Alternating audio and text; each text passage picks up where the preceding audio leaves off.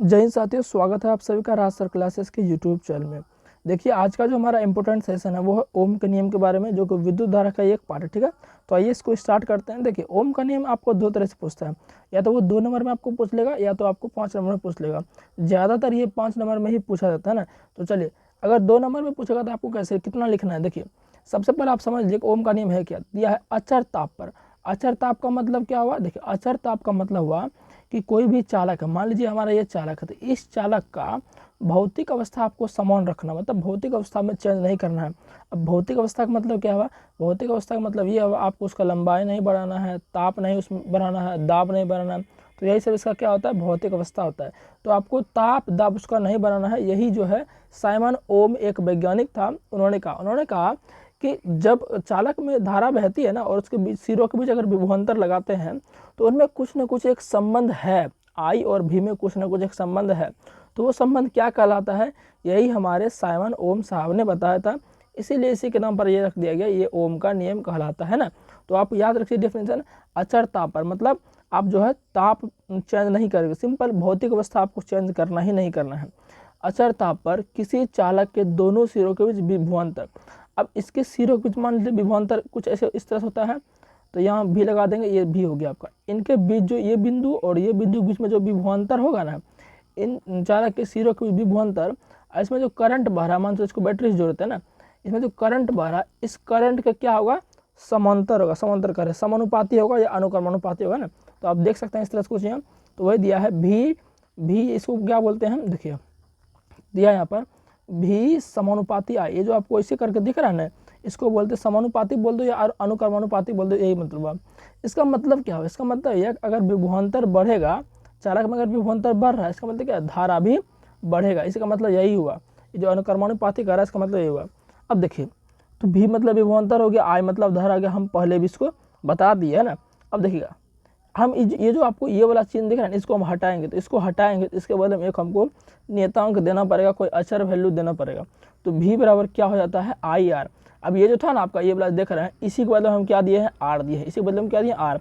तो ब्रैकेट में लिख दीजिएगा कि आर क्या, एक प्रकार का नियतांक है जो कि प्रतिरोध कहलाता है। प्रतिरोध के बारे में अच्छे से हम आगे चर्चा करेंगे। तो देखिए आर इधर है, तो ये आई जो आपका है, देखिए यहाँ दिया है, एक मिनट दिया है यहाँ पर, भी बराबर क्या दिया है? आई आर दिया है। तो आर का मान यहाँ से नहीं लगा सकते हैं, तो आर बराबर क्या हो जाएगा? भी आई इधर गुना में इधर आएगा तो बटे में हो जाएगा, तो आर बराबर क्या, इधर आर बच जाएगा, तो आर बराबर क्या हो जाएगा? भी बटे आई। वही हम यहाँ पर लिखे, आर बराबर क्या हो जाएगा? भी बटे आई। और आर को हम क्या कहते हैं? प्रतिरोध कहते हैं। अब आर का मात्रक हम कैसे निकालेंगे? देखिए, ये जो भी है, भी क्या? विभवांतर, हम पहले बता दिए विभवांतर का मात्रक क्या होता है? विभवांतर का मात्रक होता है वोल्ट। अब जो आई है, आई क्या है? विद्युत धारा, पहले बता दिए हैं। तो विद्युत धारा का जो मात्रक होता है वो होता है एम्पियर। तो वोल्ट बटे एम्पियर, तो वोल्ट, तो इसका मतलब क्या हुआ? आर का जो मात्रक है, एक बार फिर सुन लीजिए, आर का मतलब प्रतिरोध, तो आर का मात्रक क्या हो गया? वोल्ट बटे एम्पियर होगा। चूंकि इस बात को साइमन ओम ने बताया, उसी ने बोला कि आर का मात्रक वोल्ट बटे एम्पियर हम कितना लिखेंगे? ये बहुत लंबा है क्योंकि हर जगह यूज होगा आर का, इसलिए इसके बदले में सीधा एक लिख दिया, क्या? वोल्ट बटे एम्पियर के बदले में सीधा उसने क्या लिख दिया? ओम लिख दिया। तब से ही आर का मात्रक क्या हो गया? ऐसा ही मात्रक ओम हो गया। ठीक है, तो इस तरह से आपका आर का मात्रक निकल चुका है। अब देखिए, अगर 2 नंबर में पूछेगा सिर्फ आपको इतना ही लिखना है। अगर 2 नंबर में पूछेगा ना, सिर्फ आपको यहाँ से लेके आपको यहाँ से लेके, अगर 2 नंबर पूछेगा, सिंपल पूछेगा कि ओम का नियम लिखे, तो सिर्फ आपको ये लिख देना है, यहाँ से स्टार्ट करना है और आपको यहाँ तक जाना है, एकदम यहाँ तक आपको जाना है, एकदम यहाँ तक, पूरा यहाँ तक जा देना है। ये पूरा आपको इतना लिख दीजिएगा तो 2 नंबर आपको मिल जाएगा। ठीक है, अगर 5 नंबर में बोल दे कि इसका सत्यापन भी करो, तब समझिए। अब सत्यापन समझिए, ये हमने कुछ बातें लिखी है सत्यापन के बारे में, जो कि आपको कॉपी में जरूर नोट करना है इसको। चलिए मैं पहले पढ़ देता हूँ ना। तो लिखते हैं, ओम का नियम जो है केवल धातु चालकों के लिए लागू होता है। देखिए, यहाँ से आपका एक ऑब्जेक्टिव प्रश्न भी बन गया, कैसे बोलेगा कि ओम का नियम बताइए किस पर लागू होता है। उसमें दे देगा अधातु, दे देगा अधातु, उपधातु, धातु, इस तरह से कुछ दे देगा, और दे देगा इनमें से कोई, इनमें से धातु भी दे देगा। तो इनमें से क्या हो जाएगा? इसका आंसर हो जाएगा चालक के लिए लागू होता है, वो कि धातु चालक के लिए। ठीक है, तो आई होप कि ये ऑब्जेक्टिव अगर बनेगा तो आप इसको क्लियर कर लीजिएगा। ठीक है, चलिए हम पढ़ते हैं इसको। तो ओम का सत्यापन कैसे करेंगे? सत्यापन का मतलब क्या होगा? प्रूव करो। सच में जो ओम जो बोला है कि भी और आई में कुछ ना कुछ संबंध है, तो प्रूव करो ना कैसे संबंध है। ओम क्या बोला है कि भी समानुपाती किसके है? आई के। तो इसको हम सत्यापन कर रहे हैं, मतलब प्रूव कर रहे हैं, सच में है ये। ठीक है ना, तो वही इसके कहने का मतलब है। ठीक है, चलिएगा, तो इसको हम लिखते हैं, पहले मतलब पढ़ते हैं, आप इसको लिख लीजिएगा। कह रहा है ओम का नियम केवल धातु चालकों के लिए लागू होता है, ठीक है बात। नाइक्रोम के तार को श्रेणी क्रम, अच्छा श्रेणी क्रम में जोड़ना है ना, श्रेणी क्रम में जोड़ना है।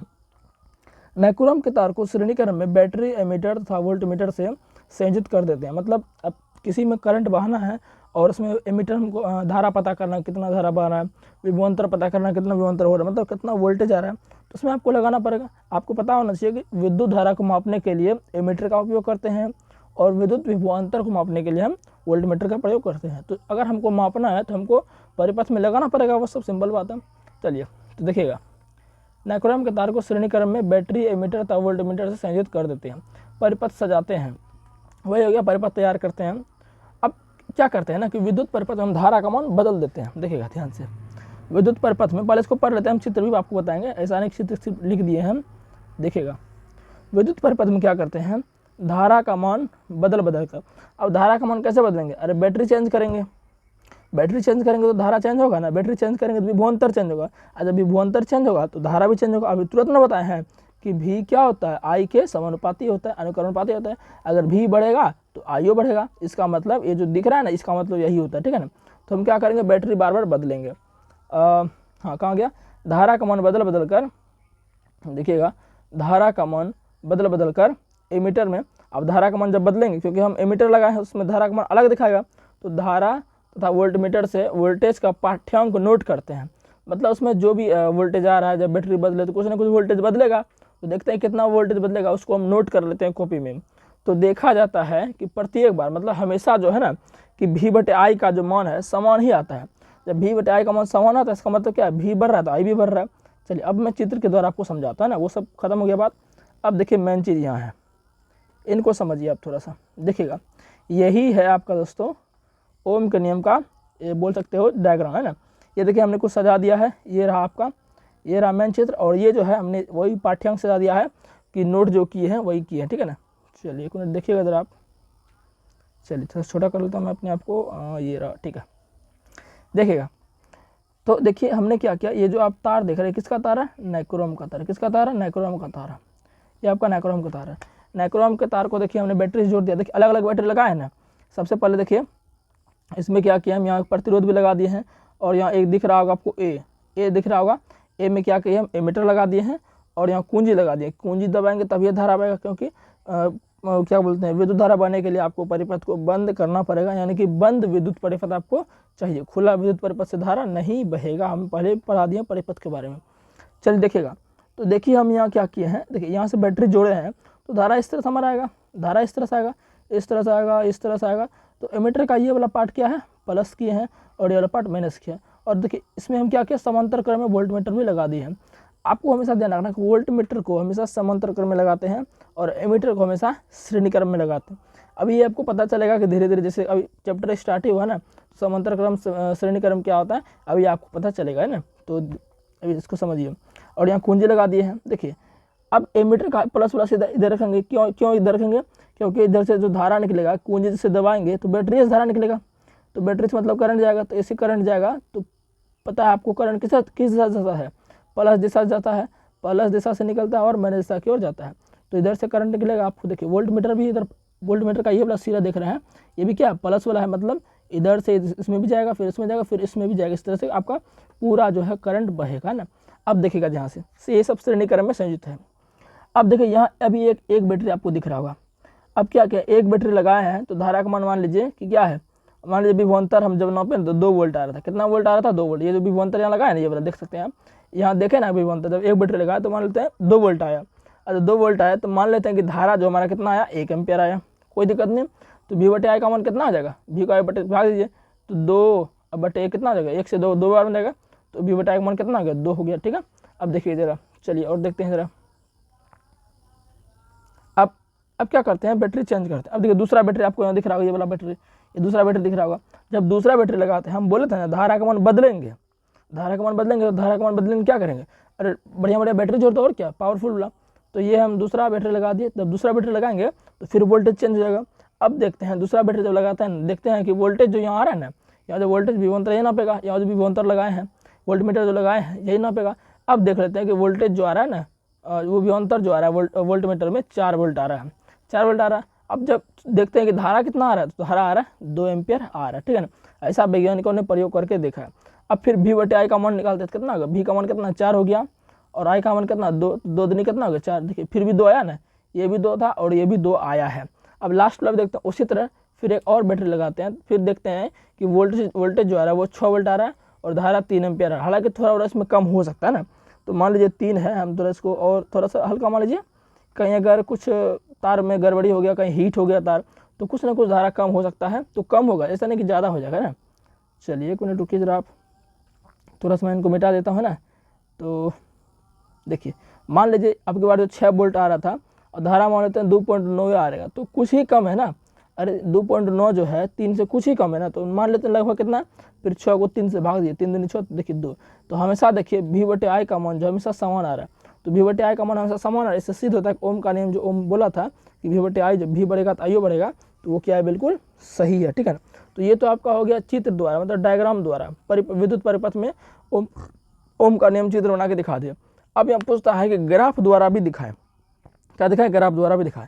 तो मैं आपको ग्राफ द्वारा करके दिखाता हूँ। अगर एग्जाम में ग्राफ द्वारा बोलेगा ना तब आपको बनाना, अगर बोलेगा सिर्फ ओम का नियम का सत्यापन लिखे तो ग्राफ आपको लिखना नहीं, सिर्फ इतना कर देना, इतना कर देना है ना। चलिए अब देखते हैं ग्राफ द्वारा, हम देख लेते हैं। तो ग्राफ में थोड़ा बना लेता हूँ, ग्राफ, ये रहा ग्राफ बना लेते हैं थोड़ा। चलिए ग्राफ में थोड़ा सा अच्छे से बनाता हूँ ना, ये रहा ग्राफ भाई साहब, अभी रुके रहिएगा है ना। टेढ़ा ग्राफ बन गया थोड़ा, कोई दिक्कत नहीं, आपको समझना है। ग्राफ के देखो मिट गया, 1 मिनट रुक जाओ, इधर बनाते साफ से थोड़ा। ये रहा हमारा ग्राफ, ठीक है ना। चलिए अब मैं कुछ बोल रहा हूँ, आप उसको लिख लीजिए। पहले आप लिख लीजिए ऊपर, ग्राफ द्वारा ओम के नियम का, सीधा बोल लीजिए ओम के नियम का ग्राफ निरूपण, ऐसे ऊपर में लिख दीजिए ओम के नियम का ग्राफ निरूपण। फिर आप इसको ये चित्र बनाना है, ठीक है ना, क्योंकि हमने वो नहीं लिखा है, वीडियो थोड़ा ज़्यादा लंबा हो जाएगा, इसलिए आप लिख लीजिए ओम के नियम का ग्राफ निरूपण। उसमें लिख के आपको यहाँ लिखना है धारा, आपको इसके नीचे मतलब कि ये आपका क्या हो जाएगा, x अक्ष हो जाएगा और ये आपका y अक्ष हो जाएगा, ठीक है ना। तो यहाँ लिखना धारा और इधर लिख लेना आपको विभवांतर, इस तरह से आपको लिखना, ठीक है ना। लिख लीजिएगा आप यहाँ पर विभवांतर, कॉपी में अच्छे से सजा के लिख लीजिएगा। तो हमने देखा था कि सबसे पहले कितना आ रहा था, अरे धारा पहले वोल्टेज कितना आ रहा था, वोल्टेज मान लीजिए पहले कितना आ रहा था, अरे 2 आ रहा था, 2 आ रहा था। तो धारा कितना आ रहा था, 1 आ रहा था, ना आ रहा था, 1 है मान। अब फिर जब वोल्टेज 4 आने लगा तो धारा कितना आएगा, 2। इसका मतलब क्या, 2 यहाँ आएगा, मतलब 1 था तो यहाँ था, और जब 2 आने लगा तो फिर 2 यहाँ आएगा। फिर हम वोल्टेज अगर 6 कर देते हैं तो धारा भी 3 भर जाएगा, धारा 3 हो जाता है, ये 2 था ये 1 था, तो धारा यहाँ आएगा। तो अगर पूरा इसको ग्राफ खींचे, हालांकि कॉपी में इसको खींचेगा बढ़िया तरीके से, तो ग्राफ खींचे बिल्कुल ये सीधा रेखा जाता है, कहा जाता है सीधा रेखा। तो ये जो बिल्कुल सीधी रेखा हमें प्राप्त होती है ना, सरल रेखा प्राप्त होती है ना, तो ये भी सिद्ध होता है कि भी अगर बढ़ रहा है, देखो इधर क्या विभवांतर है, इधर क्या धारा है, देखो विभवांतर बढ़ा तो धारा ही बढ़ा, तो हमारा ये भी बढ़ा है, मतलब क्या है, बिल्कुल एकदम समान है, इधर बिल्कुल सीधा ग्राफ गया, इसका मतलब क्या है, बिल्कुल समान है वो। इस तरह से दोस्तों हमारा सिद्ध होता है ओम का नियम ग्राफ के द्वारा सत्य है, और चित्र विद्युत परिपथ के द्वारा बताएं वो भी क्या है, सत्य है। तो ये आपका हो गया ओम के नियम का कंप्लीट सॉल्यूशन। जो भी ओम के नियम के बारे में आता है आपका पूरा, इससे कभी बाहर नहीं जाएगा ना, गारंटी देता हूँ। अगर मैं बता दूं कि क्वेश्चन कैसे पूछेगा, एक बार फिर बता देता हूँ मैं। सिर्फ पूछेगा कि ओम का नियम लिखे, तो ऊपर वाला चीज़ लिख देना है जो मैंने बताया था। देखिए एक बार फिर बताता हूँ, सिंपल बोलेगा ना, खाली ओम का नियम लिखे, तो खाली आपको ये लिख देना, ये वाला ओम का नियम, और बस इतना तक आपको लिख देना, इतना तक आपको लिख देना, ये वाला पार्ट, ये इतना तक लिख देना है। अगर बोलेगा ओम के नियम का सत्यापन करे, तब तो आपको पूरा लिखना है, ठीक है। तो ओम के नियम का सत्यापन करने आएगा तो 5 नंबर का देगा, है ना।